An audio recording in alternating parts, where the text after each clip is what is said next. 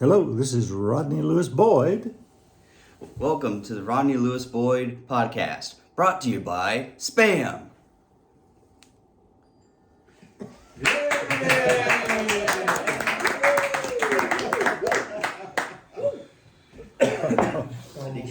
Scratchy that one, but that's okay. Oh boy, this lighting. Close those curtains. Curtains! Curtains. Yeah, that one too, thanks, man. Camera.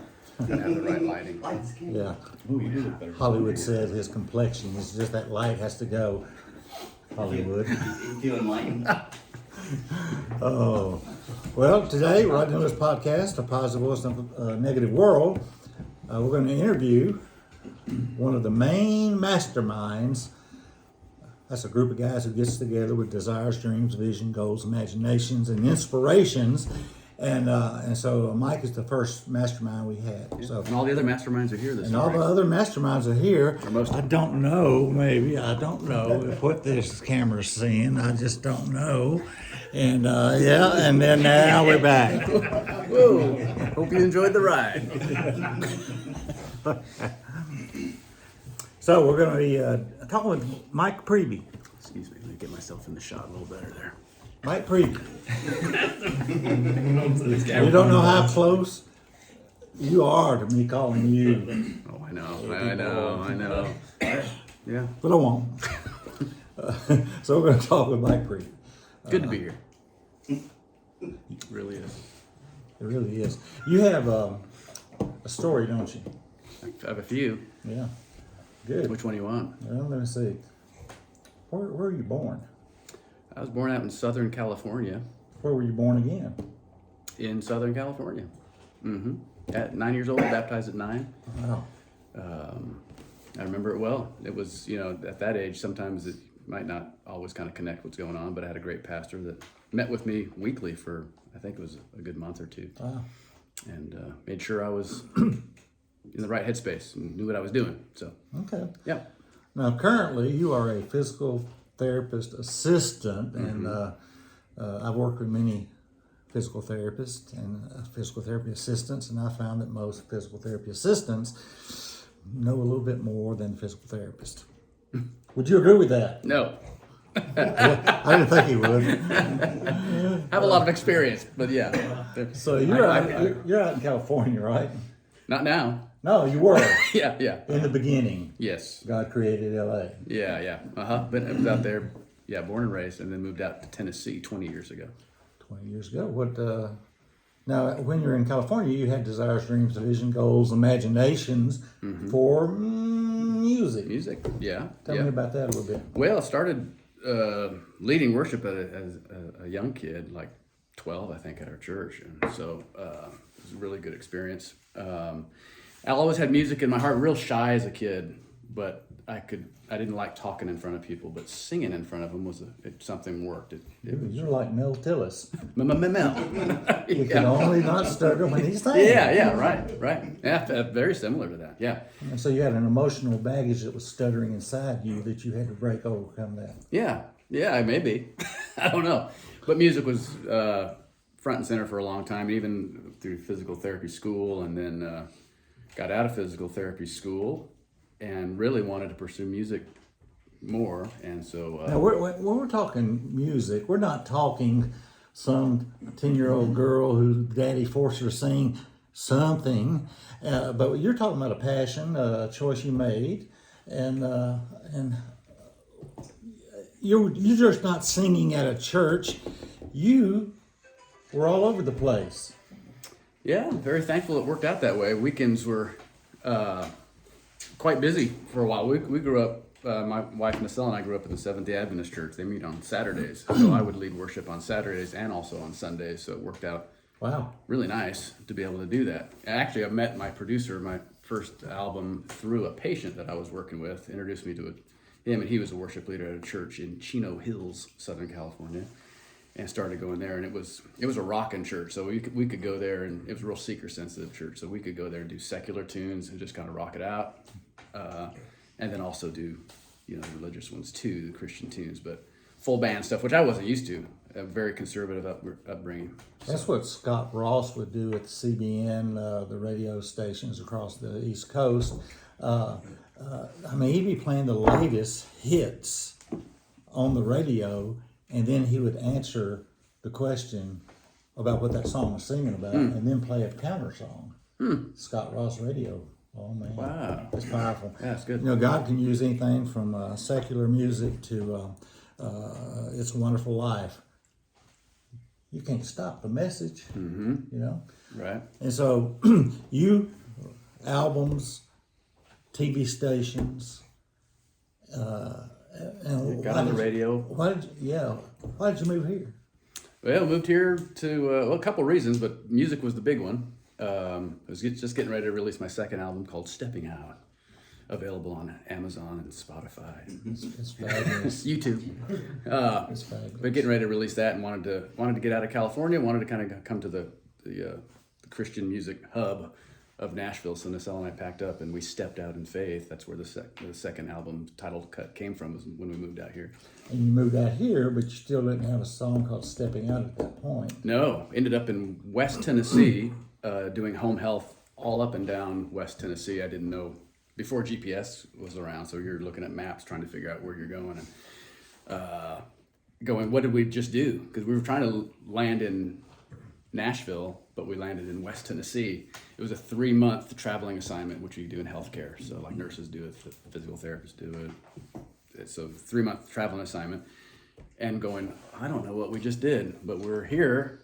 We're way out in the boonies in Lexington, Tennessee, not Lexington, Kentucky, but Lexington, Tennessee. And I was driving all the side roads of West Tennessee, going, just stepping out in faith. One of the lines is, I'll go east, I'll go west, I'll run in circles if you think it's best. With my faith in you, I'm stepping out. And I was crying when I was writing that song, because we were kind of like, we just left our family, left everything, and now we're not in Nashville, we're in West Tennessee. Woo, don't know what we're doing, but some music came out of that whole adventure. And we grew in faith, because we're just, really, really trusting and relying on him, going, you got us.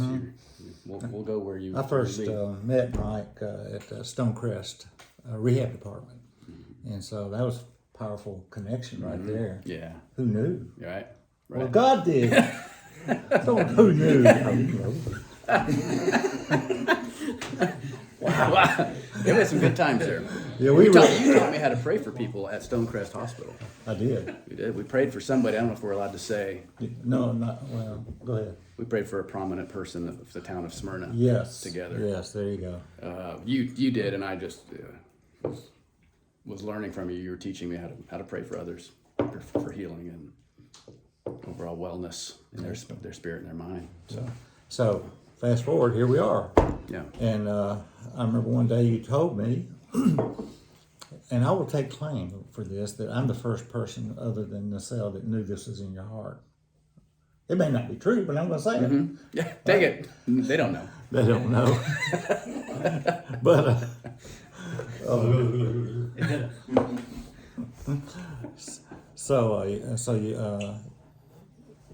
now you're in home health, and now you got me into home health, and you're still in home health, and all of a sudden, tell me how this Relaxation Co. popped into your little mind. Well, it's kind of been brewing for a long time. At a clinic I worked at in Southern California, in Upland, California, we would put patients in these rooms, their own private room with hot packs, and just prop their legs up for 20 minutes before we treated their back, usually back patients or neck patients. And we'd set them up there for 20 minutes, and there was nothing to it really other than a hot pack on them, but they were supine with their legs propped up, sometimes some electrical stim on their back. And they loved it. And most of them just want, can I just get a few more minutes of that? We were forcing them just to stop, just to relax. And that in and of itself, they were like, I don't have time to do this. And this feels really good. And can I just do this a little bit longer? So that kind of started it all. And I've always loved, appreciated the benefits of massage. It can do so much for people, but it's so dang expensive for people. I don't want to spend $80 to $100 for a massage. And so I thought, how can I make massage more accessible to the masses and more more doable, less expensive for people. So that's where this. How long ago was that? That seed of inspiration. Oh goodness, dropped in? it's been several years. I mean, you said it was in L.A.? That was in L.A. where Okay, so yeah. in L.A. Yeah, so over 20 years ago. Oh, 20 years ago, and it went through metamorphosis along the line, the imagination, I'm sure. And then one day you told me out here on the deck about this company that you were thinking about. Yeah. Relate that. So the idea now is if we can take that, like we did in Upland, California, but take it to corporations, take it to special events. So we bring luxury robotic massage chairs. So no hands-on massage, it's robotic chairs that somebody can sit in, get a 15-minute massage. We create a serene little getaway by having dividers. We have plants to soften the space, a little white noise maker, complimentary eye covers for just 15 minutes. And I'm just a firm believer too, because I went through some mental health stuff a few years ago. We need to stop. I was going nonstop for years until I was forced to slow down. My body just said, beep, enough. There was a song I used to sing in the octet, in the La Sierra University octet. It was a group I was in. And it was an old spiritual song called Slow Me Down. And slow me down, oh Lord. You gotta slow me down, oh Lord. And one of the verses was, ain't got time to think and pray. And it's like an echo. I gotta pray before that judgment day. Time is running out, they say. So it was a slow down, slow down, slow down. And a beautiful song. And in my mind, all these years, I thought, I know I need to slow down. And I would rather slow myself down than God slow me down, because if God's going to slow me down, He's going to get my attention. And it did. I didn't slow myself down and almost cracked. Yeah. So all that to say is, I'm afraid it solidified that belief of, I want to help more people slow down, reset their mind during the day, instead of just go, to pause, take a time out and breathe. Breathing is one of the easiest things we can do to reset our mind. And our if we're running all the time, our body thinks we're being chased by a tiger or a lion, and it doesn't know the difference. But slowing down your breathing, stopping for a minute, your body goes, oh, I'm safe, I'm okay. And that does a lot for your body, a lot for your subconscious mind, for your nervous system. So if I can help more people to avoid what I went through at corporations, and encourage employers to encourage their employees to just take a 15-minute break, whether it's with my chair or not, I don't even care at this point. I would like it to be in the chair. But but just to go, you know what? Pedal to the metal does not work. And if more people that can rest and reset their mind, I think that will encourage even more better outcomes with their bottom line at their business. If their employees are taking time to reset their mind, they'll think clearer, they'll respond better, they'll work better if they are taking a pause in their day. So you're saying to me, inside joke. So you're saying to me that it's an inside out job. God deals with you, and then as you let His Spirit flow out of you, and have people praying with you or whatever, that anxiety can dissipate. Wait a minute. You're telling me you had mental issues? Yeah. So God's creativity can flow through a person with mental issues? Great. Yeah. So let me ask you this. Yeah, I know. I'll let you know when. You got a lot of people who, So the bottom line is, you had the vision, you had the dream, you had to go to imagination, inspiration, and then you told somebody else. You told me. Yeah, and you have helped encourage me to do this for the last, I don't know how long, but once we kind of gave it the green light, it didn't take too long. It was just a matter of getting to that point, going, all right, we're going to do it. Let's just do it. And then moving forward with my partner in crime, Nacelle, who did all the graphic design for. It's amazing. Yeah, and Jonathan Grisham, who did the website as well. Yeah, but okay. Logo, but Nacelle did the logo and the banners that you might. You got anybody else you want to plug? That's about it. Okay. This is your show. I'm sorry. I'll volley back to you. This is going to be brought to you by Dingle, the flatulent reindeer. In bookstores available across the country, across the world. Who wrote that book? Michael Hendrickson. Oh, I wonder. Hey, who are you, young man? Quickly, come over here. Quickly, me. Who are you? I'm Jonathan Haley. I'm his son, Michael Hendrickson's son. Michael Hendrickson, the guy who's writing these things, drawing kitty books, the Fruities. That's what they are. More like children's books, but kitty children. While searching on Amazon, please. Who do you think you are? Who do you think you are? Holly Sharp? Get on out of here. Get the guest back in here. Yes. And Brian Inceman here, I apologize. You'll have to edit all this stuff out. So now here's the formula. Okay, you have a thought, and you begin to speak it. You begin to have there's faith in it. There's hope, and plus works, actions, plus what was the last one? Plus actions. Well, it equals manifestation, achievement, results. And so Mike, you started putting things into action. What's the first thing you did? Oh, goodness. The first thing? Yeah.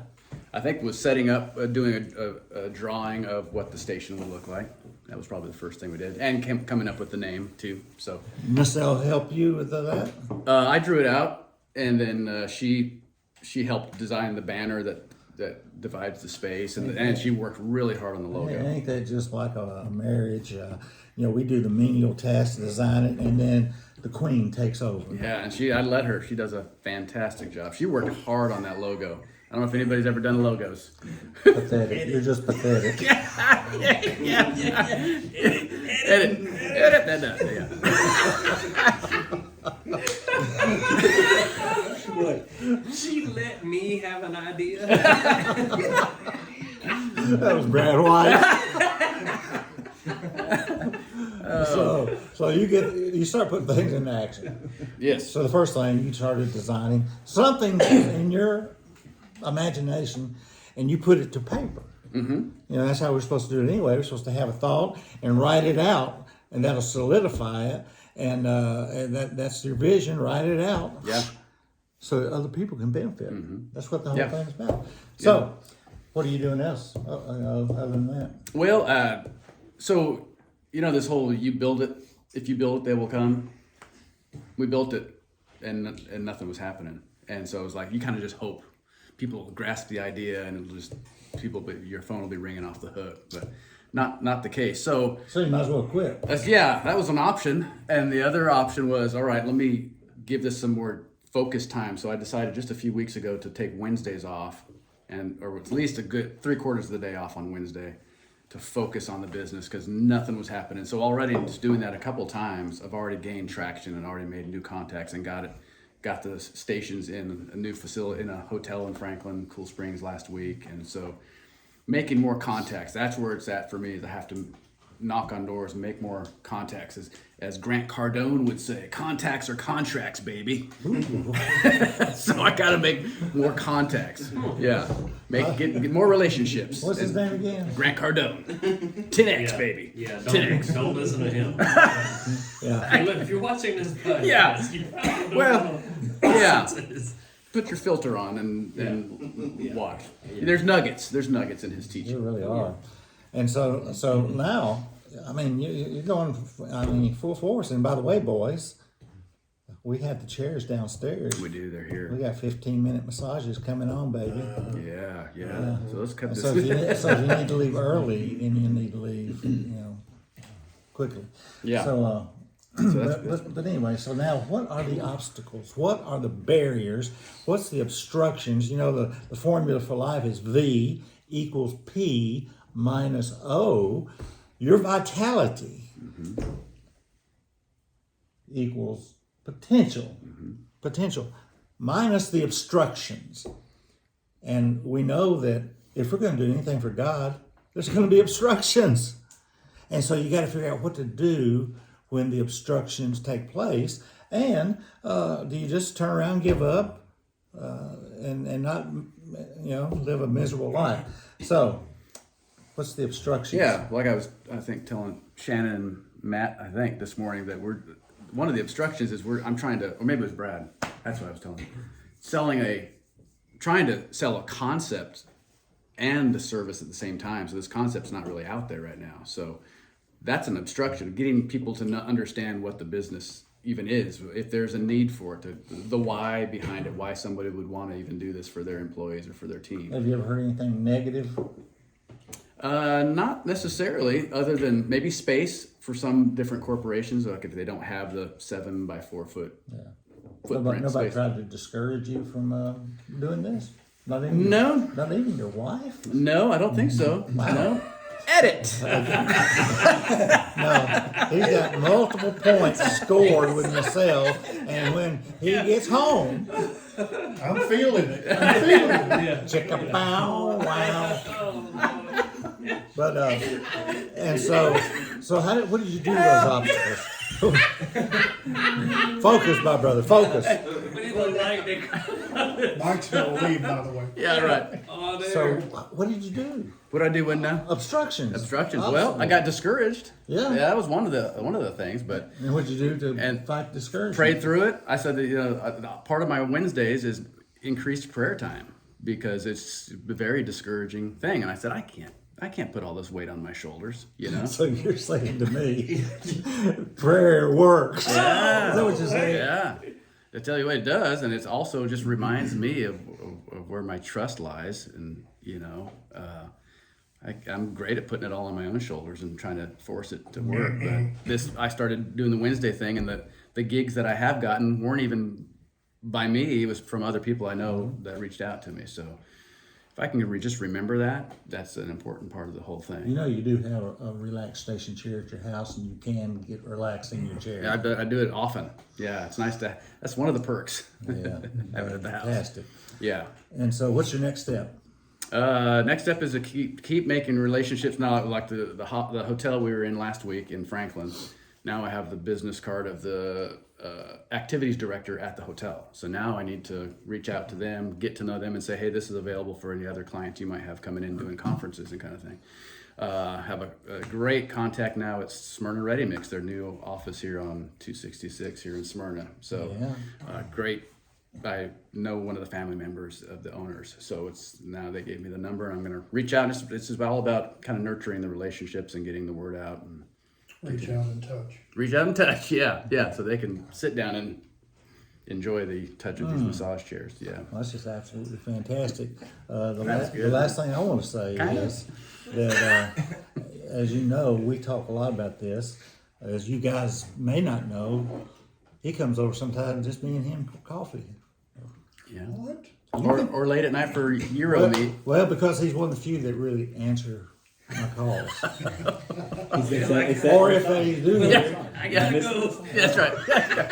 I'll leave a message and nobody calls. I got a song on my first album called Where About to Be, but the song is called When He Calls, I Will Listen. I'll come running when he calls my name. Yeah. So maybe that's just in secret. I'm assuming that he is not me. Right, no. But Okay. Well, thanks, Mike. I really appreciate it. thank you, sir. And thank you all for sitting in to encourage. Let's This is a lot more fun with people here. let's hear it from Mike.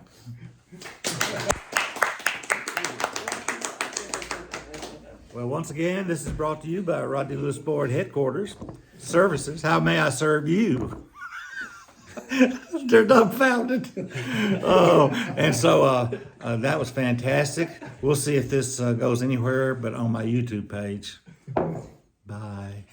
Ooh.